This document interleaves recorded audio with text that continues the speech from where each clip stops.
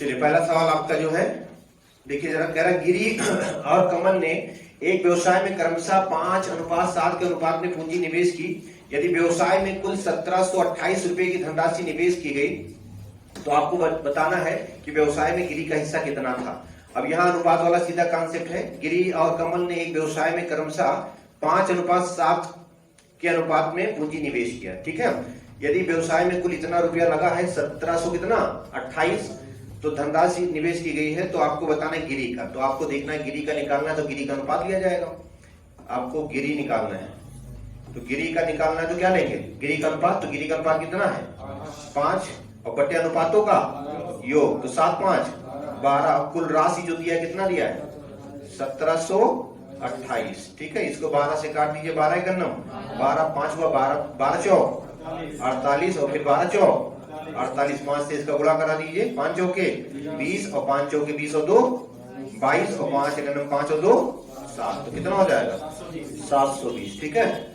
तो जो गिरी को मिलेगा कितना मिलेगा 720 मिलेगा। बताते चलिए, बताइए हो गया। चलिए अगला सवाल आप लोग बताइए जरा। कह रहा है राम लखन और राम ने क्रमशः 48,000 रुपये और 72,000 रुपये का निवेश करके एक व्यवसाय शुरू किया और 6530 रुपये के वार्षिक लाभ में राम का हिस्सा कितना होगा। देखिए आप लोग को बताया गया था कि दोनों देखिए एक साल के लिए निवेश कर रहे हैं वार्षिक, ठीक है। तो एक साल के लिए अगर निवेश कर रहे हैं तो जाहिर सी बात है दोनों को 12 से गुणा कराएंगे। तो जब समान डेट के लिए अगर दोनों निवेश करते हैं तो वहां पे सीधा रुपये का ही अनुपात निकल जाता है। तो 48,000 गुणे कितना 12 अनुपाते 72,000 गुणे कितना 12। अब देखो 12 करने की जरूरत नहीं है क्योंकि समान टाइम पे दोनों लोग जमा कर रहे हैं समान समय के लिए, तो इसीलिए 12 कैंसिल भी हो जाएगा। 12 इधर भी 12 इधर भी, 3 0 से इधर 3 0 से इधर, 12 चौके 48 और 12 छंग 72, 2 दूनी 4 2 तैया 6, यानी कि 2:3 में इनको राशि का लाभ मिलेगा। तो अब बताइए जरा 6530 को अगर 2 भागों में बांटना है 2:3 में, तो बताइए आपको बताना है किसका राम का। तो राम का निकालना है, तो ये लखन है और ये राम है, ठीक है। अब आपको राम का निकालना है, तो जब भी राम का निकालना होगा तो राम का अनुपात लेंगे और बटे अनुपातों का योग, तो 3 2 5 और गुणे कुल राशि कितना लाभ हुआ है 6530। देखिए 5 से काटा, 5 एक 5 5 3 15 5 6 30, ठीक है ठीक है ठीक है। बताइए 6 3 18 और 3 3 का 9 और 3 1 9 3, तो ये आपका हो जाएगा 39 18, ठीक है। बात ना करिए, ठीक है। अगला सवाल बताइए तीसरा, ए और बी क्रमशः 30,000 रुपये और 24,000 रुपये का निवेश 1 वर्ष के लिए करते हैं। यदि उन्हें 13,500 रुपये का लाभ मिलता है तो लाभ में ए का हिस्सा कितना होगा। तो बताइए जरा 30,000 रुपये ए जमा कर रहा है और बी जो है वो कितना निवेश कर रहा है 24,000, ठीक है। 1 वर्ष, तो समय अवधि दोनों क्या है समान है, तो 12 से गुणा कराओ चाहे ना कराओ, दोनों 1 साल के लिए जमा कर रहे हैं ना, तो दोनों कट जाएगा। अगर आप करा भी रहे हो तो भी ठीक है, नहीं करा रहे हो तो भी, मान लीजिए 1 साल के लिए यानी 12 से गुणा कराएंगे और इसको भी हम लोग 12 से कराएंगे, तो 24,000 और गुणे कितना 12, तो 12 इधर से 12 इधर से 3 0 इधर से 3 0 इधर से 6 से काट दीजिए, 6 पंचे 30 और 6 चौके 24। जो लाभ का अनुपात है वो 5:4 है, यानी 5:4 में इनको लाभ मिलेगा।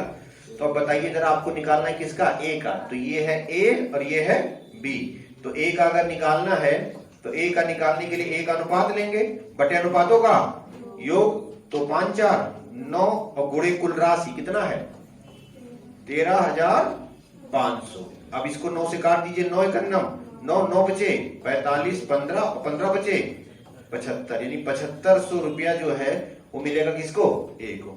अब बी का निकालना है तो बी का अनुपात ले लीजिए, या तो इसको टोटल में से घटा लीजिए तभी आपका निकल आएगा, ठीक है।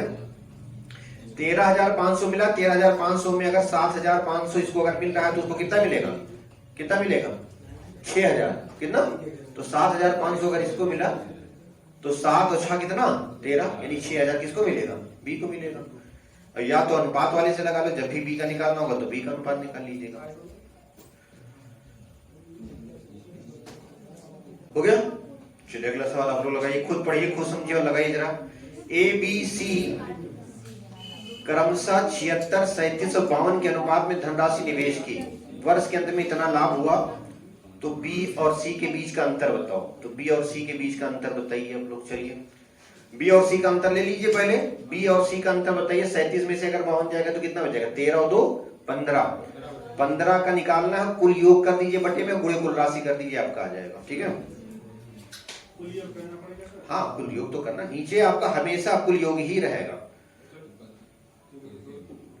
भाई।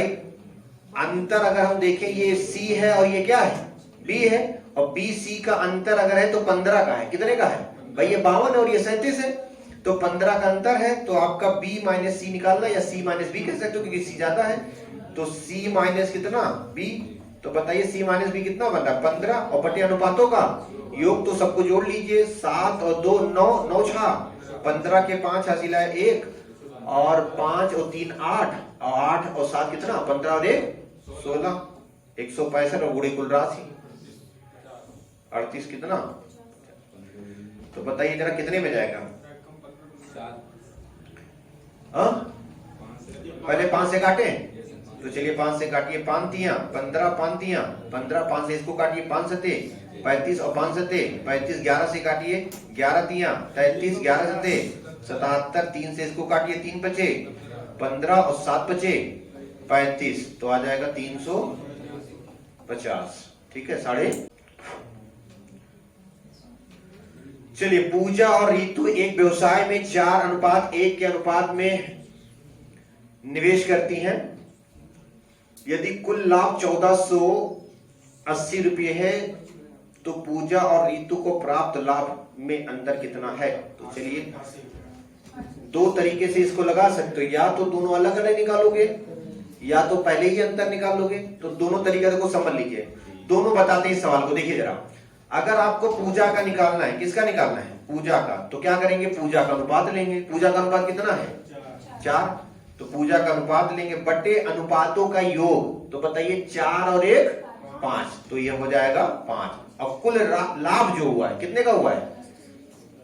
1480 का लाभ हुआ है। तो 5 से इसको काटिए, 5 दूनी 10, 4 बचा, 5 9 45 और 5 6 30, 4 से गुणा करा दीजिए।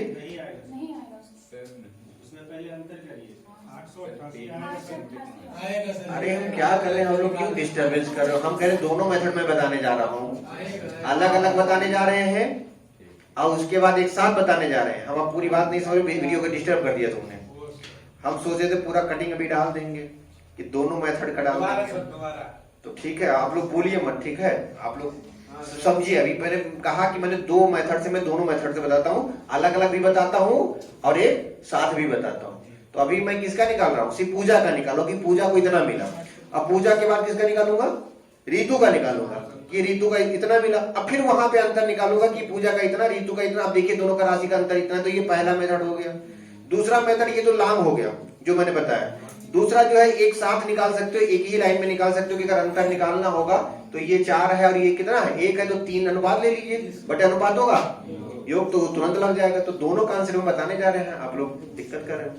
देखिए जरा, तो बताइए जरा, 6 चौके 24 और 9 चौक 36 और 2 38 और 4 दूनी 8 और 3 11। यानी पूजा को जो मिला है वो कितना रुपया मिला है? 1184 लाख का मिला है। अब अगर हम रीतु का निकालें तो बताइए रीतु का अनुपात लेंगे कितना? 1 बटे अनुपातों का योग और गुणे कुल राशि, तो 1480। अब बताइए जरा, इसको जब 5 से काटेंगे तो 296 ही आएगा। अब 1 से गुणा करा देंगे, 1 अगर ना 1 वही इतना ही आ जाएगा आपका, तो 296। अब देखिए जरा, अंतर जब कह रहा है तो अंतर में दोनों को क्या कर देंगे? माइनस कर देंगे, तो अंतर निकल आएगा। तो बताइए जरा, अंतर अगर आपको निकालना है तो बताइए 14 में से 6 गया 8 हो गया, और यहाँ पे 17 हो गया, और 17 में से 9 गया 8 बचा, और यहाँ पे 10 हो गया, 10 में से 2 गया 8, तो कितना आया? अब ये तो हो गया अलग अलग निकाल के फिर अंतर किया गया है। अब सबसे शॉर्ट ट्रिक ये है कि पहले ही अंतर कर दो। क्या करो? पहले ही अंतर कर दो। पूजा का और ऋतु का अगर अंतर निकालना है तो बताइए, इसका 4 अनुपात है, इसका 1 अनुपात है, तो हम पहले ही अंतर निकाल लेंगे। तो बताइए अंतर पहले निकालेंगे तो कितना आएगा, 4 में से 1 गया 3, यानी 3 का वैल्यू निकालना है किसमें में से, 4 और 1 5 में से, गुणे कुल राशि कितना है 1480। अब यहीं से 5 से काट देंगे तो बताइए जरा, 5 दूनी 10, 4 हो गया, 5 नवा 45 और बचा कितना 3, 5 6 30, उतना ही आएगा। 3 से गुणा करा दीजिए, 3 6 18 और 9 3 27 और 1 28 और 3 दूनी 6 2 8। आ गया कि नहीं आ गया। तो ये आपका अलग अलग आपने पूजा का ऋतु का निकाला है, ये पूजा और ऋतु का क्या निकाला है अलग अलग, और उसके बाद अंतर निकाला है। और यहाँ पे आपने डायरेक्ट निकाल लिए कि जब हम अंतर की बात करें तो ऋतु पूजा को जो मिला है वो 4 और ऋतु को मिला 1, हम यहीं पे अंतर निकाल लेंगे तो 4 में से क्या कितना आ गया 3, यानी 3 का वैल्यू निकालना है किसमें में से, 4 और 1 5 में से निकालना है, तो ये आपका तुरंत निकल आएगा। ठीक है, दोनों निकाल उतार लीजिए आप लोग।